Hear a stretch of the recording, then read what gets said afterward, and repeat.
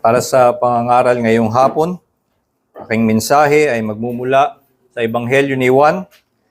Tayo'y patuloy sa ating pag-aaral ng Ebanghelyo ni Juan. Tayo ngayon ay nasa Kabanatang 3 at ang ating tatalakayin ngayong hapon ay mula talatang 18 hanggang 21.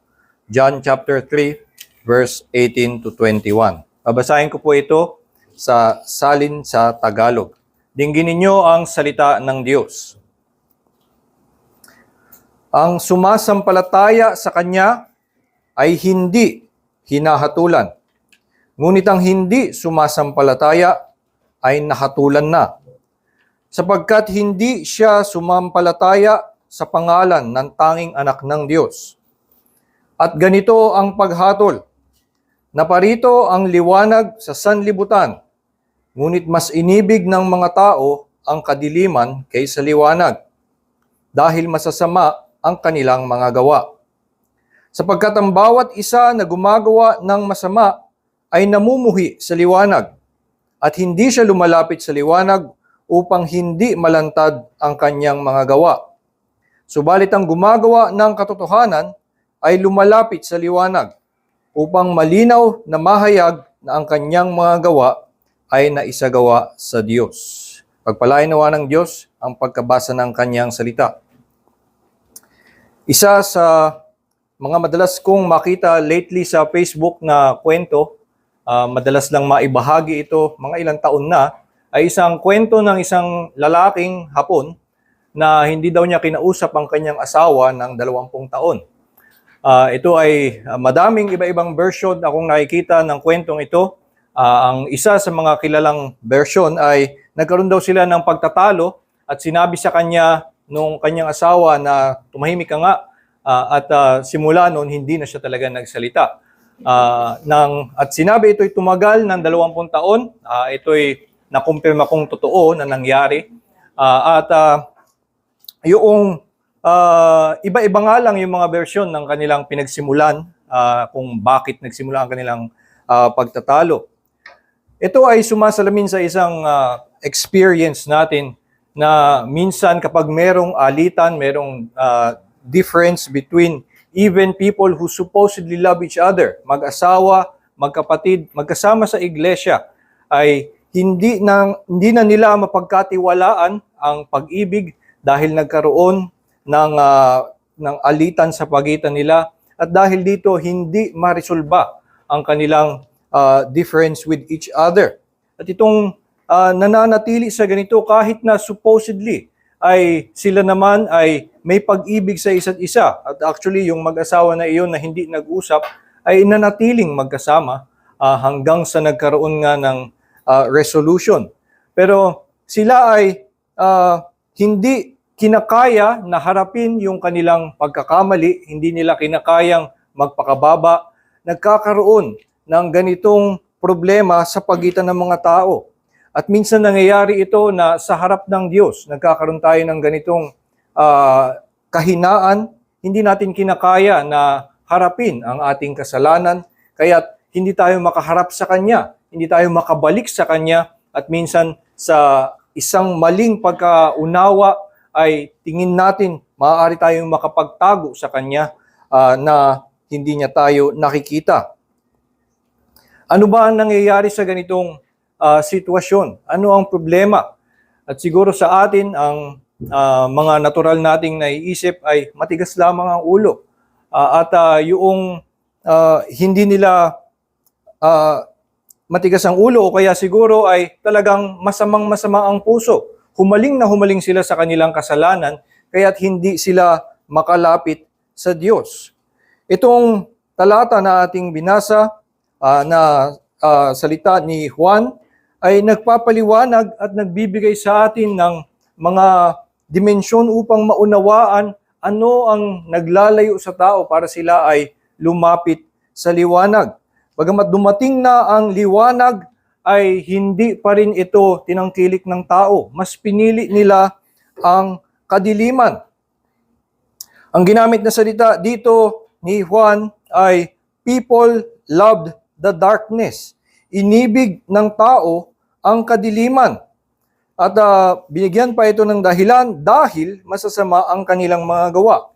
Kung yun lamang ang ating pagbabasihan doon sa mga salitang iyon, inibig nila ang kadiliman dahil masasama ang kanilang mga gawa. Siguro ang napipinta natin sa ating isipan ay mga taong lubhang talagang napakatinding krimen siguro ang ginagawa. Mga kumakain ng laman ng ibang tao, siguro mga aswang na talaga ang napipicture natin sa ating isipan. Mga serial murder na gustong-gustong gawin ang kanilang kasamaan, kaya sila ay hindi lumalapit sa liwanag. Kaya they love the darkness dahil masasama ang kanilang mga gawa. Ngunit kung ating uunawain ang konteksto ng pagpapaliwanag ng salitang ito, ay hindi ito tumutukoy sa mga lubhang napakasasamang tao. Ang pinaka example na nandito sa ating harapan ngayon ay yung mismong nagsimula ng usapan na ito, at yun ay si Nicodemo. Si Nicodemo, noong siya ay pumunta kay Jesus, siya ay hindi naman isang sugarol, hindi naman siya babaero, hindi siya maituturing na katulad ng ibang mga Pariseo na devouring widows o sila ay gumagawa ng masasama. Kung siya ay may tunay na pagnanasa na mapalapit sa Diyos, siya ay naghahangad na lumago ang kanyang kaalaman tungkol kay Yahweh. Siya ay nagsisikap na sundin ang batas ng Diyos. So ang makikita nating itsura ng taong ito ay gumagawa siya ng mga, sa ating palagay, mabubuting gawa. Ngunit sabi sa kanya ni Jesus, you do not believe. Hindi pa rin siya naniniwala. Kami ay nagpatotoo sa inyo ng aming nalalaman pero hindi nyo tinatanggap ang aming patotoo. At hanggang ngayon hindi kayo naniniwala. Bakit ang hindi siya naniniwala at pinapaliwanag sa atin kung ano ang tunay na problema? Hindi yung kabigatan ng kanyang kasamaan, kundi yung hindi nila kayang harapin ang katotohanan na ang kanilang mga tinatawag na mabubuting gawa ay actually masasama. Sa harap ng Diyos, kung ito'y ilagay sa liwanag ng kabanalan ng Diyos, ang kanilang pinakamabubuting gawa ay mga maduduming basahan. Kaya't hindi sila makaharap sa liwanag, di sila makalapit dahil malalantad na ang kanilang mga gawa ay masasama. Ito ay maruruming basahan lamang, kaya't hindi ito maipakita. At ito ang mas tinutukoy dito, hindi lamang ito patungkol sa mga gumagawa ng mga karumal-dumal na krimen. Marami actually sa mga talagang na nilamon na ng kadiliman o talagang nilamon na ng kanilang kasamaan ay lantaran ang paggawa ng kasalanan. Wala na silang hiya. Gagawin nila ito sa harap ng maraming tao dahil hindi na nga sila nahihiya. So itong mga lumalayo sa liwanag ay mga taong may mukha pa rin, may anyo pa rin na mabuti kaya ayaw nilang malantad ang kanilang kasamaan, ayaw nilang malantad ang mga karumihan ng kanilang mga gawa, kaya hindi sila lumalapit sa liwanag. Kaya nga ang pagkakasabi, ang bawat isa na gumagawa ng masama ay namumuhi sa liwanag at hindi siya lumalapit sa liwanag upang hindi malantad ang kanyang mga gawa. Ang kanyang pinaka-ayaw doon sa liwanag ay dahil malalantad nito ang kanyang mga gawa. Makikita natin dito na ang pumipigil sa pananampalataya at ang naglalayo, maging sa mga mabubuting tao, maging sa mga sa ating palagay ay hindi naman kahiya-hiya ang kanilang buhay, kaya sila hindi makalapit sa liwanag ay dahil nananatili ang o nangingibabaw ang kanilang pagmamataas, hindi nila kayang malantad ang kanilang mga karumihan, kaya't hindi sila makalapit doon sa liwanag. Iba-iba ang nagiging mukha nito at hindi dapat natin isipin na ang itsura lagi nito ay tumatakbo lamang. Maaari na sa hiya ng isang mananampalataya o maging mananampalataya nananatili sa kanya ang ganitong pangingibabaw ng pagmamataas, kaya't siya'y napapalayo sa iglesia at nagkakaroon ng paglayo o parang panghihina sa kanyang pananampalataya, ay nangyayari na maaari siyang tumakbo. Merong isang tagapanguna sa isang iglesia sa Amerika, at yung pastor niya ay kilala, hindi ko na lamang babanggitin. At yung tagapanguna na yon ay dati siyang homosexual. At noong siya'y nagkaroon ng mga paghihirap sa buhay, ay siya'y nabalik doon sa tukso at siya'y nahulog uli sa kanyang homosexual sin. Nung panahon na yun ay matagal niya na itong naiwan at sa kanyang palagay ay naiwan niya na ang kasalanan na yun. Yun ang kanyang naging paniniwala sa marami ng taon. Matagal na siyang naging Kristiyano at saka siya'y umusad sa kabanalan at naging ngang tagapanguna sa kanilang iglesia. Pero dahil sa pinagdaanan niyang paghihirap ay natukso siya at humanap siya ng aliw sa pagbalik sa isang homosexual sin. At ang nangyari sa tagapanguna na ito, siya ay bigla na lang umalis. Ang nangyari daw ay nakita nilang nag-withdraw ng madaming salapi at kinuha yung kotse at siya'y nagtago, nag-drive away.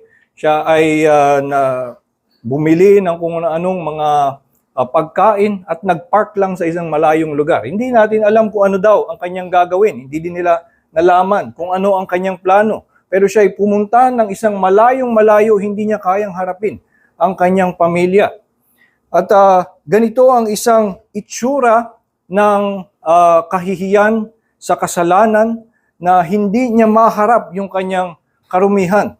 Dahil nanggaling siya sa pamumuhay na siya ay naging kilalang tagapanguna, nagkaroon na siya ng pag-unlad sa pananampalataya, hindi niya ngayon matanggap bakit ko nagawa ito. At hindi niya matingnan ang kanyang sarili at lalong hindi niya matingnan ang kanyang pamilya. Karoon na siyang asawa at anak. Ngunit ito nga ay mas lalong nagpabigat ng kanyang nararamdamang hiya. At siya'y pumunta lamang ng walang direksyon at na lumayo dahil yun lamang ang nakikita niyang kapahingahan mula sa kanyang hiya. So minsan, ganito nga talaga ang itsura. Ang taong nahihiya dahil sa kanyang kasalanan ay lumalayo. Pero ang isa ding mga mapanganib na nagiging bunga ng hiya sa kasalanan na napapangibabawan ng pagmamataas ay yung pagpapakitang tao. Marami tayong nabalitaan itong mga nakaraang taon na mga pastor na nalantad na meron pala silang mga adulterous affair. At ang mga laging kinagugulat ng mga tao dito ay kapag nalalaman na ilang taon na pala na nagpapatuloy yung kanilang mga adulterous affair. At kanilang babalikan, ipinuntahan ko pa yung conference niya noong isang within that span of the years na meron pala siyang adulterous affair. Nagsalita pa siya tungkol sa hypocrisy. Nagkaroon pa siya ng isang mensahe dito sa isang conference na to, pinalakpakan siya ng maraming tao. So, yung mga inaalala nila na nagpatuloy ang kanyang mga gawain, nagpatuloy siya sa pangangaral at nagmukha siyang kahanga-hangang, banal at magaling na mananampalataya. Pero yun din ay babagsak dito sa sinasabi ni Juan na pinipili nila ang kadiliman. Sila'y nanatili sa harap ng maraming tao, ngunit sila'y nagkukubli sa kadiliman, hindi nila hinaharap ang kanilang kahihiyan. Kung makita natin may iba-ibang mukha ang itsura ng yung kahihiyan sa kasalanan at yung hindi kakayanan na harapin ang katotohanan na sila pala ay mga maruruming basahan lamang. Siguro ang pinaka nakakatakot na maaaring itsura ng pagtalikod at pagtakbo sa liwanag na nakita natin ay mismong makikita natin sa Biblia.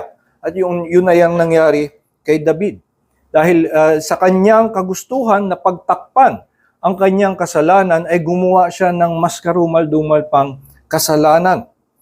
Alam natin ang salaysay na iyon na si David ay pinaslang yung asawa ni Bathsheba, at yung kanyang pagpaslang ay itama natin yung kwento, hindi ito dahil gusto niya si Bathsheba kaya pinaslang niya yung kanyang asawa. Ay ang mas motibo ng kanyang pagpaslang ay dahil hindi niya na mapagtakpan yung kanyang kasalanan. Noong nagkaroon siya ng kasalanan kasama si Bathsheba, buhay pa si Uriah, ay wala sana siyang gagawin. Pagkatapos ng kanilang sexual encounter na nung kasalanan na yon, pagkatapos nun siguro baka nagpatuloy lamang siya sa keeping up his appearance as a noble king, as a respected religious leader. At siguro nagpatuloy siya sa paggawa ng mga awit, sa pagsamba. Maaaring ganun ang naging itsura ng kanyang keeping up appearances. Pero ang nangyari ay bumalik si Bathsheba at sabi siya daw ay nagdadalang tao. At kaya doon na siya nagsimula na gumawa ng mga paraan para ito'y pagtakpan. At ang una pa, hindi pa niya gustong patayin. Gusto niya, sabi, si Uriah ay umuwi doon at para sipingan niya yung kanyang asawa para kunwari, siya yung nakabuntis. At ito yung kanyang unang plano, pagtakpan ang kanyang sariling kasalanan dahil doon sa kanyang pagtakbo, doon sa liwanag, gusto niyang gumawa ng isa pang mas matinding kasalanan. At ito nga ay nauwi dahil si Uriah ayaw niyang sipingan yung kanyang asawa sa panahon ng gera, ay ginawa niya ng paraan na ipapatay si Uriah at kinuha niyang asawa, si Bathsheba. At maging yun ay kanyang paraan para hindi ilantad ang kanyang kasalanan. Paraan niya na, patay naman na yung asawa at kaya ko siya naging asawa at kaya siya nabuntis. Yun yung gusto niyang ipalabas sa harap ng mga tao, kaya niya ginagawa ito, siya unti-unting nabaon sa kasalanan. At ito nga ay nakikita nating isang mukha ng pagtakbo mula sa liwanag. Siya hindi niya maharap ang katotohanan ng kanyang kasalanan, kaya unti-unti siyang gumawa ng mga mas matindi pang mga karumihan. Sa lahat actually nitong mga salaysay na aking binanggit ay nagkaroon ng mga pag-asa. Nanumbalik silang lahat. Maging una si David. Alam natin na si David ay pinanumbalik. Yung binanggit ko na yung church leader na nagkaroon ng homosexual affair, kaya alam natin na siya ay nagpark doon sa isang malayong lugar dahil siya ay hinabol. Hinabol siya ng kanyang pastor. Talagang hinanap siya na saan kaya siya mapunta. At nung nakita siyang nakapark doon ay talagang tahimik nga lang daw. At sinabi sa kanya nung pastor niya, "O tara, let me take you home." Pero hindi tumugon doon yung lalaki. Siguro yung mga salitang yun para sa kanya ay talagang hindi niya kaya, hindi ko kayang umuwi, hindi ko pa kayang humarap sa aking asawa at anak. Kaya nagsimula itong pastor na to ng ibang direksyon, sabi niya, "Let me take you to my home." At doon pumayag yung lalaki na iyon. At doon lumabas ang kanyang doon niya hinarap ang kanyang karumihan. At nagkaroon talaga ng siyang isang public confession even to the church at nilalabas niya ang kanyang karumihan at siya muli ay nanumbalik. Hindi na siya siguro pinanumbalik bilang isang tagapanguna, pero siya ay nakapanumbalik sa kanyang pananampalataya. Hinarap niya ang kanyang karumihan sa kanyang confession, talagang sumisigaw pa siya ng I am a freak, talagang hiyang-hiya siya sa kanyang sarili. Ngunit dahil sa paghabol sa kanya ng kanyang pastor at pagpapakita ng awa ng Diyos na isalamin nitong pastor na ito, nagkaroon ng pag-asa ang lalaki ito na siya'y manumbalik. Merong isa sa mga pangyayari na yung pastor na nahuli sa kanyang affair. Isa sa mga malagim na narinig ko ay nagpatiwakal yung nahuli sa kanyang affair. Isa siyang kilalang hindi ganun kakilala sa marami. Ngunit nung siya'y pumanaw, ay maraming mga naglabasan munang mga article ng mga lamentation tungkol sa kanyang kamatayan. Pero nalantad eventually na ang kanya palang kamatayan ay hindi kaaya-aya yung mga sirkumstansya. Siya'y nagpatiwakal nung siya'y nahuli sa kanyang affair at yung pang nangyari ay nagpatiwakal siyang una at nagising siya sa ospital. Noong nagising siya sa ospital ay wala pa rin siyang pag-asa at nagbigti siya ulit pagkatapos niyang magising. At doon nga ay hindi na siya nanatili pang buhay. Doon talaga'y natuluyan na ang kanyang pagpapakamatay. At ito ay isang talagang pagtakbo sa liwanag, itsura ng talagang pagtakbo sa liwanag na nakikita natin hindi niya maharap yung karumihan ng kanyang kasalanan. Meron namang mga nangyaring sa kanilang kabila ng kanilang adulterous affair ay ngayon naging pastor na ulit. Hindi naman tayo naniniwala na ganoon ang kanilang dapat na maging direksyon. Pero maraming pagkakataon na maging ang ganitong klaseng pagkakahulog at yung ating pinaniniwala ang ebanghelyo, maging sana ang ganong kaso. Kung siya'y nagising sa ospital na mayroong mensahe sa kanya ng pag-ibig ng Diyos, maaaring natagpuan pa niya ang pag-asa. Ganoon ang pag-asa sa mga ganitong sitwasyon na kung ikaw ay mapatotohanan sa iyo, na maging sa iyong pagtakbo at pagtatago sa kadiliman, ang Diyos ay humahabol pa rin sa iyo para ikaw ay iligtas. Ito ang nagbibigay ng sigla, nagbibigay ng kakayanan para ang isang nagtatago sa kadiliman at natatago sa liwanag ay magkaroon ng lakas ng loob na lumapit sa liwanag. Alam nga natin na ganoon ang nangyari doon kay David. Sa kanyang pagtakbo, sa kanyang kasalanan ay dire-diretso ang kanyang pagbaba pa sa mas matinding kasalanan. Ngunit ang Diyos ay hindi tumigil na siya'y habulin, ginawan ng paraan upang siya'y kuhanin, bagamat siya'y nahulog na sa mga pinakakahiyahiyang kasalanan. At masasabi natin, siguro kung ito na ang kasalanan na nagawa mo, hirap nang magkaroon pa ng pag-asa. Ngunit nga, sa pag-ibig ng Diyos, nagpadala ang Diyos ng isang propeta sa kanya at mayroong pagtutuwid at pagsuway sa kanya, paglalantad ng kanyang kasalanan. Ngunit kakabit doon mismo ay sinabi sa kanya na God has put away this sin also. Sinabi sa kanya agad ang assurance na ito. At kaya si David ay nagkaroon ng panunumbalik na naging halimbawa nga sa lahat ngayon ang kanyang pag-amin ng kanyang kasalanan. Yung Psalm 51, ito ngayon ay bahagi ng ating banal na kasalutan. Ito ay may inspiration of the Holy Spirit mula sa panulat ng isang mamamatay tao na gumawa ng isang nakahiyahiyang kasalanan ay lumabas ang isang inspired prayer para sa atin kung paano lumapit sa Diyos mula sa pinakamatinding kahihiyan na ating buksan, ibuklat lamang ang ating puso dahil a broken and contrite heart God will not despise. Ito nga ang patotoo na makikita din natin dito sa Juan na sa mga taong nasa kadiliman ng kanilang pag-asa ay maipaalala sa kanila na ang Diyos ay hinahabol sila sa kanyang pag-ibig maging sa kanilang pagtatago sa kadiliman. Dito sa sinabi ni Juan na naparito na ang liwanag, dumating na ang liwanag sa sanlibutan. Ito ay pinaliwanag ni Juan na ito daw ang paghatol.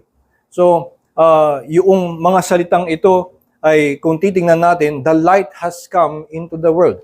Ito ay parang isang hopeful message, pero sabi ni Juan, ito daw ay ang paghatol. At yung dahilan kaya ito paghatol dahil bagamat dumating na ang liwanag sa sanlibutan, ay tinalikuran pa rin ito ng mga tao. Pero dito nga din natin nakikita kung anong pag-asa ang meron tayo at anong patotoo ang meron sa atin na ang Diyos nga ay isang pag-ibig, ay Diyos ng pag-ibig na patuloy sa kanyang paghabol maging sa mga makasalanan na tumatakbo sa kadiliman. Kung isipin natin ang bago dumating itong liwanag, ang tinutukoy dito ay si Kristo na dumating sa kanyang pagkakatawang tao. Bago si Kristo ay nagkatawang tao. Hindi ba't ito na ang alam naman ng Diyos na ang mga tao, ang sangkatauhan ay they love the darkness. Sila'y masasama ang kanilang mga gawa at sila'y tumatalikod sa liwanag. Meron ng mga pangako ng liwanag bago pa dumating si Kristo, meron ng mga patikim ng liwanag bago pa dumating si Kristo, pero ang mga tao, maging ang bayan ng Israel, ay tinatalikuran at kinamumuhian ang liwanag. Bago pa man dumating si Jesus, alam na niya ang kanyang pinupuntahan. Ang kanyang pinupuntahan ay mga tao na hindi naniniwala sa kanya at gumagawa ng mga kasamaan. Gayunpaman, si Jesus ay pumunta pa rin.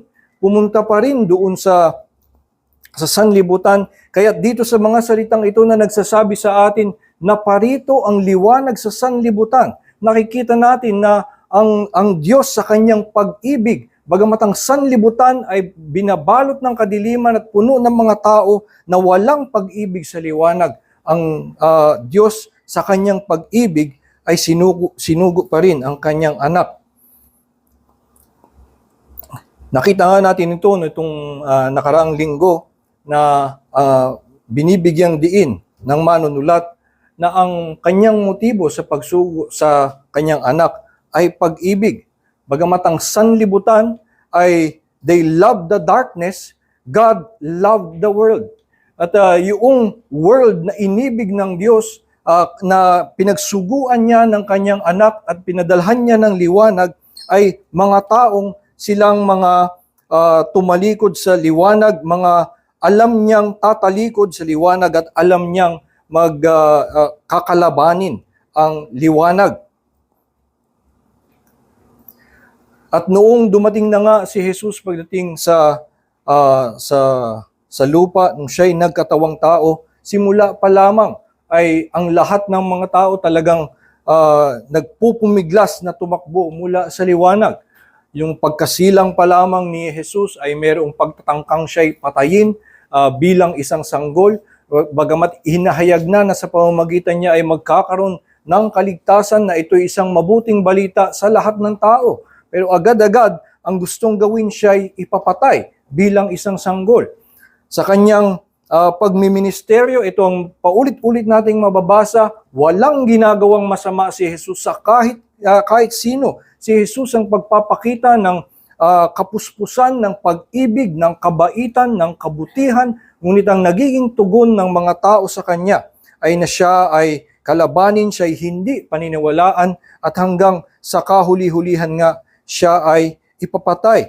Gayunpaman ay nagpatuloy si Jesus sa kanyang misyon na mamatay sa krus upang bayaran ang kasalanan nitong mga taong ang iniibig ay kadiliman. E nakikita natin kung paanong sa ginagawa ni Jesus, sa kanyang lahat ng ginawa ni Jesus na nakita natin sa banal na kasulatan ang ipinapakita sa atin. Bagamat tayo ay lumalayo sa Kanya at nagtatago sa Kanya sa kadiliman, ang Diyos sa Kanyang pag-ibig ay patuloy sa Kanyang paghabol sa atin maging hanggang sa kadiliman. Si Jesus nga ay sinuong ang kadiliman hanggang sa Kanyang kamatayan. At dito nakikita natin kung gaano ka lalim ang Kanyang pag-ibig na sa paulit-ulit na pagtanggi ng mga tao at paglayot, pagtakbo nila mula sa liwanag, si Kristo ay hindi tumigil sa kanyang paghabol sa lahat ng kanyang mga inibig. Kaya nga, maging yung pinakamalagim na ginawa ng sangkatauhan na ipako sa krus ang anak ng Diyos, yun mismo ang naging daan upang ang mga taong nagtatago sa kadiliman ay lalong makita ang liwanag. Isang nakamamanghang pagpapakita ng karunungan ng Diyos at ng kanyang kapangyarihan na yung mismong pagtakbo ng mga tao, yung kanilang pagtanggi sa Kanya, ang naging daan para lumabas yung liwanag. Yung pagtatangka ng mga tao, yung lahat ng kanilang conspiracy para si Kristo ay ipako sa krus. Ito ang kanilang, dahil ayaw nila sa liwanag, ayaw nilang malantad. Pero dahil nga mismo doon sa kanilang ginawa na tanggihan itong liwanag, mas lalong nalantad ang kanilang kadiliman. At kasabay nito, nalantad din lalo ang liwanag. Kung paanong sa napakatinding kadiliman, makikita mo doon si Kristo ay patuloy na umiibig. Doon nagkakaroon ng pag-asa na maging sa pinakamalalim na kahihiyan, maaari tayong lumapit sa Kanya at ang ating kahihiyan ay Kanyang tatakpan at tayo ay makatatanggap sa Kanya ng pag-ibig at hindi ng condemnation. Dito nga sa talatang 21, sinasabi, ang gumagawa ng katotohanan ay lumalapit sa liwanag. At dito baka ang isipin natin ay ito pala ang paraan para tayo makalapit sa liwanag. Una, ayusin muna natin ang ating sarili, gumawa tayo ng katotohanan para pag pumunta tayo sa liwanag ay walang malalantad sa atin. Ngunit hindi ito ang ibig sabihin ng talatang 21. Ang sinasabi dito, kung ating titignan, gumagawa ng katotohanan ay lumalapit sa liwanag upang malinaw na mahayag na ang kanyang mga gawa ay naisagawa sa Diyos. Makita natin ang naihahayag ay hindi na katotohanan naman ang kanyang ginagawa or na mabuti ang kanyang ginagawa dahil walang taong ganun. Walang tao na mabuti ang kanyang ginagawa. Ang lumalabas, kaya siya lalapit sa liwanag at ang nailalantad ay ang kanyang mga gawa ay naisagawa sa Diyos. They were wrought in God. They were carried out in God. Yun yung isang salin sa Ingles. At dito lumalabas na itong mga taong nakalalapit sa liwanag, kaya sila nakalapit sa liwanag. Una ay dahil sinamahan na sila ng Diyos, pinuntahan sila at hinabol sila. Maging nung sila'y nagtatago sa kadiliman, sa kanyang pag-ibig at awa at kapangyarihan ng Espiritu, binigyan sila ng buhay para sila'y magkaroon ng mga bunga ng paggawa. At noong sila'y lalabas ngayon sa liwanag, lumalabas dito, lalabas pa rin ang kanilang karumihan. Katulad pa rin ng mga gumagawa ng mga masasama at gustong magtago, ang lalabas pa rin pag pumunta sila sa liwanag, magiging malinaw na sila'y madami pa rin karumihan. Pero kasabay nito ay nagiging malinaw na ihahayag na itong maruming taong ito ay kumikilos kasama ng Diyos. Siya ay sinamahan ng Diyos. Kaya't siya ngayon ay nakalalapit sa liwanag dahil sinamahan siya, tinulungan siya, binigyan siya ng kapangyarihan ng Diyos. Ito ang nakikita natin na pag-asa ng taong nasa kadiliman. At kung siya'y mapaalalahanan na maging sa ating pagtatago ay hinahabol tayo ng Diyos sa kanyang pag-ibig, ay tayo nagkakaroon ng panibagong pag-asa na manumbalik sa kanya, magkaroon ng sigla na lumapit sa kanya, maging daladala ang ating mga karumihan. Alam natin na sa kanyang pag-ibig tatanggapin niya tayo ng mainit, hindi niya tayo hihiyain, kundi tayo ay ipapakitang sinamahan niya, binihisan niya, at inibig niya. Ito nga ang sinasabi ni Pablo at binibigyan niya ng pundasyon ng ating assurance sa Romans chapter 5 kung paanong dahil even while we were enemies, Christ died for us. Much more now that we have been reconciled, hindi na tayo kaaway, mas nakakatiyak tayo na tayo ay kanyang tatanggapin at hindi tayo ikahihiya. At ito ang tinatayuan natin. Kaya tayong mga Kristiyano na paulit-ulit pa rin sa kasalanan at minsan nangyayari tulad ni David na makakagawa ka ng mas masahol na kasalanan kaysa nung hindi ka pa mananampalataya. Ngunit ito ay meron kang kakayanan na magtiwala sa pag-ibig ng Diyos dahil nung kaaway ka pa lamang ay inibig ka na, hinabol ka hanggang sa kadiliman, mas lalong ngayon kang makatitiyak na maging sa ating pagtakbo, ating pagkadapa, ating mga karumihan, makalalapit tayo sa Diyos at makatatagpo ng pag-ibig. Ito nga ang nakita natin sa kasaysayan ng buong mundo simula nung dumating ang liwanag nung si Jesus ay nagkatawang tao at nagministeryo sa lupa. Mga 2,000 taon na ang nakakaraan at sa 2,000 taon yun, ang mundo ay patuloy pa rin na kinamumuhian ng liwanag. Madaming mga pagtatangka ng mga ibang relihiyon, maging na mga relihiyon na nagsusuot ng pangalang Kristyanismo ay mayroong pagtanggi sa kanyang liwanag na hindi kinakapitan ang gawa ni Kristo lamang dahil hindi nila maharap ang katotohanan na ang kanilang mga gawa ay hindi sapat para sila ay madala sa kaharian ng Diyos. Ito ang naging kasaysayan ng buong mundo simula nung pagdating ni Kristo, pagdating ng liwanag.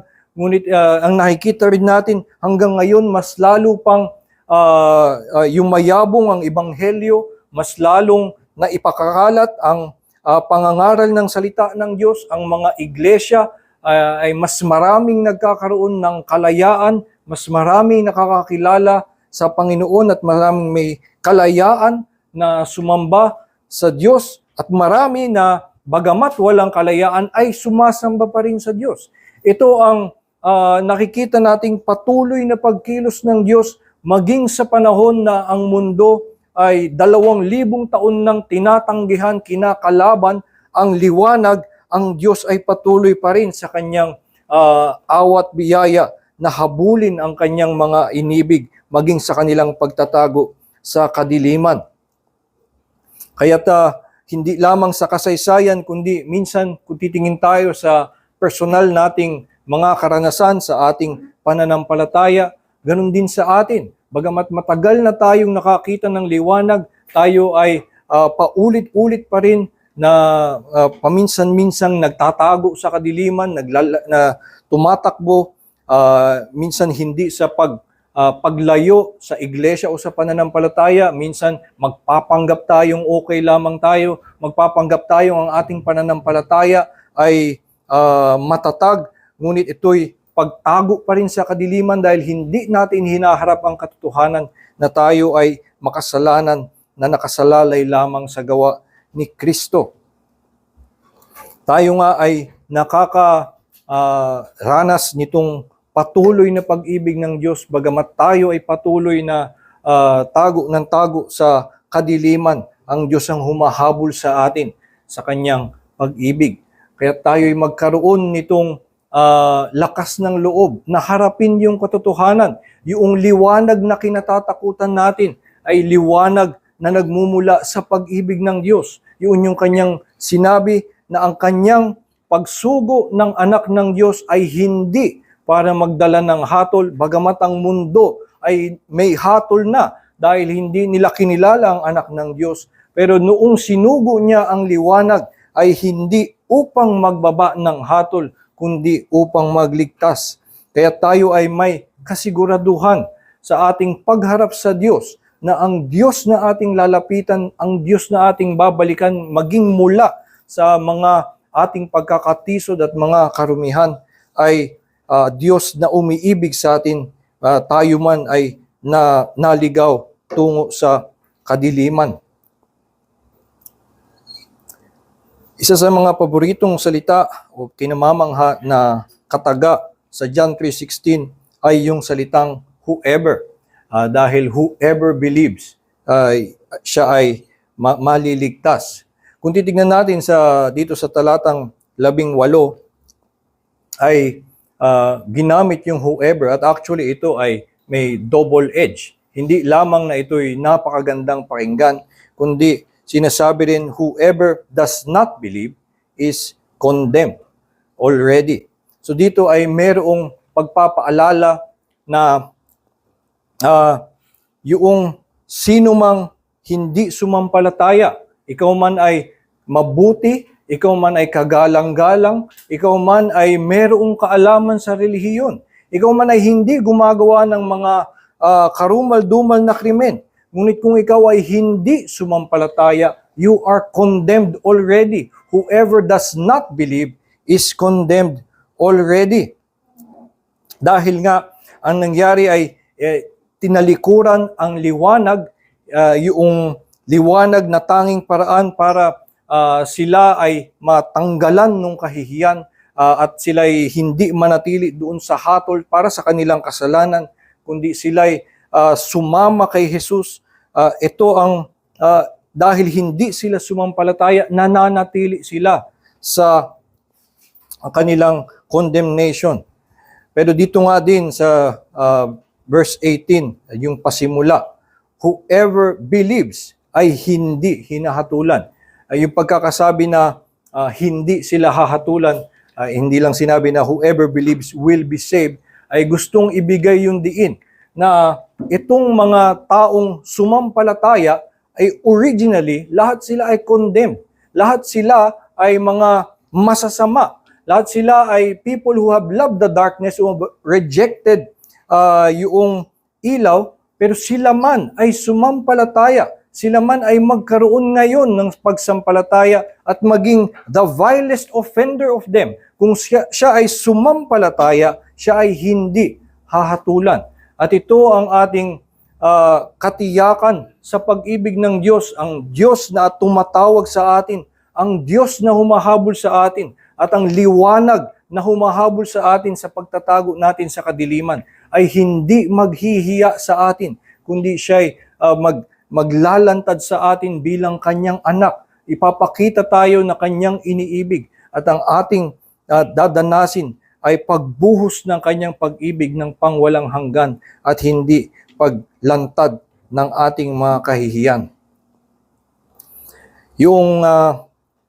Yung hapon na hindi kinausap yung kanyang asawa, ang nakita kong ending nito, ito ay confirmed ending kung paano sila nag-reconcile, ay pinagharap sila sa telebisyon.